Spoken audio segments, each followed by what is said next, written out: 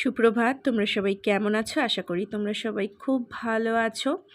যে যেখান থেকে আমার ভিডিওটা দেখছো সবাইকে জানাই অনেক স্বাগত। তো সকালবেলা আজকে হচ্ছে দিনটি রবিবার, আর দোলের ঠিক আগের দিন সবাইকে জানাই শুভ দোল পূর্ণিমার অনেক অনেক শুভেচ্ছা। যদিও ভিডিওটা দোলের পরে আপলোড হচ্ছে।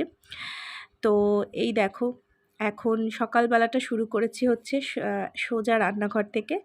আর যেহেতু রবিবার, আর আমার বাড়ির ছোট্ট যে সদস্যটি আছে সে কিন্তু রবিবার হলেই তার পাতে মাংস ভাত চাই। তো সেই কারণেই সকালবেলাই চলে এসেছি রান্নাঘরে রান্না করব বলে। প্রথমে মাংসটা একটু টক দই আর নুন দিয়ে ভালো করে ম্যারিনেট করে রেখে দিয়েছি। আর আজকে যেহেতু দোলের আগের দিন, তো মেয়ের যে নাচের স্কুল সেখানে আমরা যাব। সেখানে প্রভাত ফেরি যেটা সকালবেলা হয় সেটা বিকেলবেলা হবে, মানে বসন্ত উৎসব যেটাকে বলা হয়। তো সেটার জন্যই যাব। আর আজকে সারাদিনে অনেক কাজ, রান্নাবান্নাটা তাই ঝটপট করে সকালবেলায় সেরে নিচ্ছি। কারণ রান্নাবান্না করার পর মেয়েকে স্নান করিয়ে খাইয়ে দাইয়ে রেডি করাতে হবে। স্কুলের তরফ থেকে ওকে রাধা সাজানোর কথা বলা হয়েছে, তো সেই কারণে সাজাতেও একটু সময় লাগবে। তো এই যে এখন আলুগুলো কেটে নিয়েছি। আর আমাদের ঘরের প্রত্যেকের কিন্তু মাংসর থেকে বেশি প্রিয় হচ্ছে আলু। আলু ঝোল দিয়ে যেন অর্ধেক ভাত খাওয়া হয়ে যায়। তো এই যে আলুগুলো এখন আমি কেটে নিচ্ছি। তো যেটা বলছিলাম, তো দোল কিন্তু আমরা প্রত্যেকেই খুব ভালোভাবে সেলিব্রেট করি এবং খুবই ভালো লাগে দোল সেলিব্রেট করতে। তো আগে তো অনেক কিছুই হতো, যেরকম আমাদের সময়কার ছোটোবেলায় দোল আসার ৩-৪ দিন আগের থেকেই কিন্তু আমাদের নানা রকম প্রস্তুতি চলতে থাকতো। যেরকম বুড়ির ঘর জোগাড় করা, মানে বুড়ির ঘরের যে পাতাগুলো লাগে আর কি, নারকেল গাছের পাতা, শুকনো যে পাতাগুলো, তো সেইগুলো লাগে। তো সেইগুলো আমরা জোগাড় করতে বেরিয়ে পড়তাম ৩-৪ দিন আগের থেকেই, কারণ না হলে কিন্তু বুড়ির ঘর হবে না। আর যেহেতু অনেক সময় বৃষ্টি আসার সম্ভাবনা থাকতো, সেগুলোকে একদম সুরক্ষিত স্থানে যাতে রেখে দেওয়া হয়, যাতে সেগুলো ভিজে না যায়, আর যাতে দোলের আগের দিন সেটা খুব সুন্দরভাবে জ্বালানো যায়। আর সবচেয়ে বড় ব্যাপার ছিল সেই ন্যাড়া পোড়াতে যেই আলুটা সিদ্ধ করা হতো, সেই আলু মাখাটা, উফ, সেটার স্বাদ সত্যি অপূর্ব। যদিও আজকালকার দিনের বাচ্চা কাচ্চারা এইসব তো এখন পায় না, কারণ চারিদিকে মাঠ ঘাটের খুবই অভাব, আর এখন সেই সব দেখাও যায় না। সেই কারণে আমাদের বাচ্চারা হয়তো সেই সব জিনিসগুলো সত্যি দেখেনি। আমার মেয়েই দেখেনি এখন অবধি ঠিকঠাক করে। ওই সব কিছুই এখন সোশ্যাল মিডিয়ার মাধ্যমে, মানে কোনো জায়গায় যদি কোনো রকম হয়, তো সেটা যদি ফটো বা ছবি বা ভিডিও এক টুকরো আপলোড করা হয়, তো সেটাই তাদেরকে দেখিয়ে বোঝানো হয় আর কি।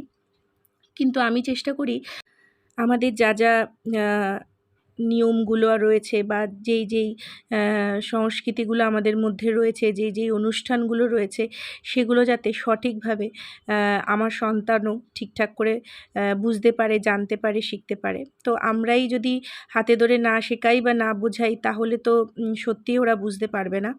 তো দেখো, কথা বলতে বলতে অনেকটাই কিন্তু কাজ এগিয়ে গেছে। আমি আলু, পেঁয়াজ সমস্ত কিছুই কেটে নিয়ে কিন্তু আমি রান্নাটা বসিয়েও দিয়েছি। তো ঝটপট করে রান্নাটা করে নেব। আজকে বেশি কিছু আর করব না, চিকেন আর ভাত, কারণ যেহেতু সারাদিনে অনেক কাজ রয়েছে। তো আলুগুলো আগে ভালো করে ভেজে নিই। তো যেটা বলছিলাম, তো সেই কারণে মেয়েকে যখন ন্যাড়া পোড়ার কথা বললাম, তো ও তো সেই আকাশ থেকে পড়ার মতো অবস্থা। সেটাই স্বাভাবিক, কারণ তারা তো ছোটোবেলা থেকে এত কিছু দেখেনি। তবে দোল খেলাটা কিন্তু খুব ভালোভাবে এনজয় করে।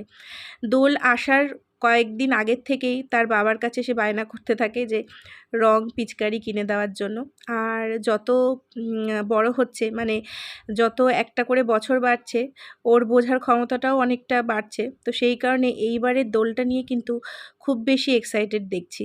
যাই হোক, তো এই যে এখন দেখো, তেলের মধ্যে আমি গোটা গরম মশলা দিয়ে দিলাম, এবং তেজপাতা আর একটা শুকনো লঙ্কা, আর দিয়ে দিই হচ্ছে পেঁয়াজ। তো পেঁয়াজটা আমি ভেজেও দেবো, আবার কিছুটা বেটেও দেবো, তাতে করে বেশ স্বাদটা কিন্তু ভালো লাগে।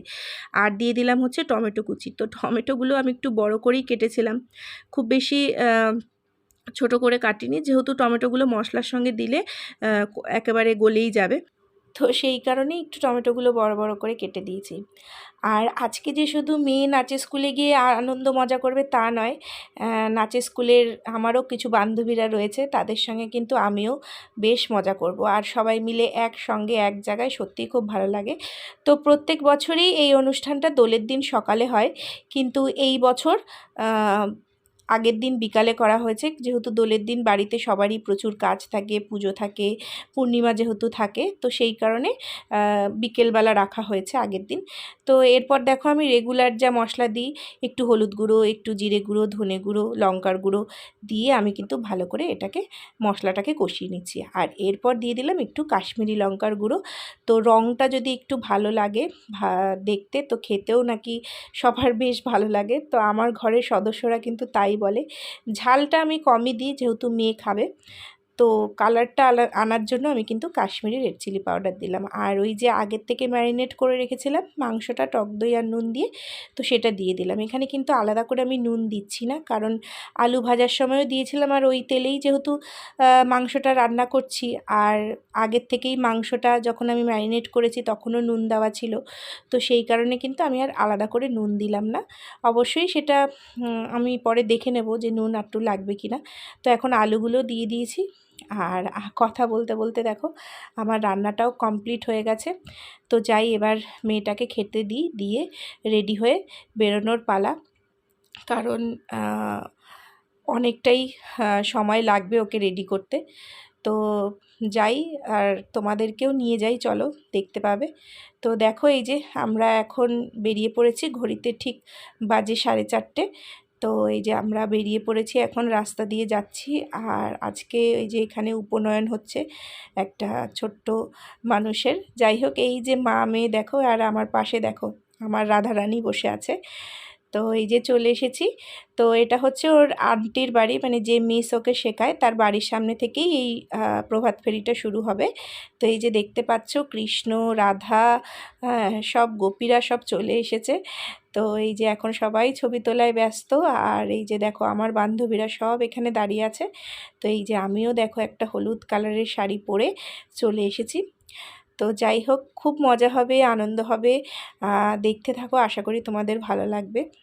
আর এই যে সবাই এখন দেখো ছবি তোলায় ব্যস্ত। আর এদিকে এই যে আমার বান্ধবী দেখো আবির লাগিয়ে দিচ্ছে সবাইকে একটু একটু করে। আর সত্যি এদের থেকে যেন চোখ ফেরানো যাচ্ছে না, চারিদিকে এত সুন্দর রং বেরঙের পোশাক পরে সবাই সেজেগুজে এসছে, সত্যিই অপূর্ব লাগছে। এই যে দেখো ছোট্ট কচিকাচাগুলোকে কি মিষ্টি লাগছে, প্রত্যেকে এত সুন্দরভাবে সেজেছে, সত্যিই খুব ভালো লাগছে। একদম চারিদিকে সত্যি দেখে মনে হচ্ছে বসন্ত এসে গেছে। আর এইদিকে দেখো আমার বান্ধবীকে ওর ছেলে কি সুন্দরভাবে মাকে যত্ন সহকারে রং লাগিয়ে দিচ্ছে। আর আমাদের গ্রুপের এই হচ্ছে সব থেকে ছোট্ট সদস্যটি। যাই হোক, এবার এই যে ইনি হচ্ছে মিস, মানে আমার মেয়ের নাচের স্কুলের মিস। তো ও কিন্তু আমার স্টুডেন্ট হয়। তো কি হিসাবে স্টুডেন্ট হয় সেটা পরে তোমাদেরকে ধীরে ধীরে বলবো। তো দেখো এই যে সবাইকে এখন লাইন করে দেখো দাঁড় করিয়ে দিয়েছে, আর সবাই মিলে এখন যাব হচ্ছে প্রসেশনে। আর দেখো সবাইকে একটু একটু করে গালে আবির লাগিয়ে দেওয়া হচ্ছে যাতে করে দেখতে ভালো লাগে। তো খুবই সুন্দর লাগছিল, খুবই মজা লাগছিল।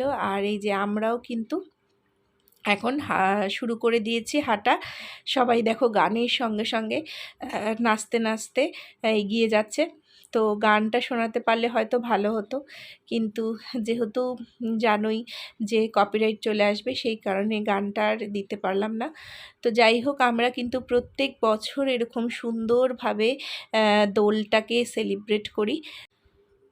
তো এই যে আমরা সব বান্ধবীরা দেখো একসঙ্গে সবাই মিলে গালে একটু একটু করে আবির মেখে হেঁটে হেঁটে যাচ্ছি আমাদের বাচ্চাগুলোকে সঙ্গে নিয়ে। তো এই যে দেখো আমার ছোট্ট রাধারানী, আর ওদিকে কৃষ্ণ। তো অনেকটাই ঘোরা হয়েছে, এবার একদম আমরা অনুষ্ঠানের শেষ পর্যায়ে চলে এসেছি। তো মাঝখানে দেখো রাধাকৃষ্ণ, চারিদিকে সবাই ঘুরছে ওদেরকে ধরে। এই যে তো এখন বাড়ি যাওয়ার পালা। তো তার আগে একটু আবির খেলা হচ্ছে। তো আশা করি তোমাদের আজকের ভিডিওটা ভালো লেগেছে। যদি ভালো লেগে থাকে একটু লাইক করে দিও, কমেন্ট করো এবং আমার চ্যানেলটাকে সাবস্ক্রাইব করে দিও। তোমরা সবাই খুব ভালোভাবে দোল কাটিও।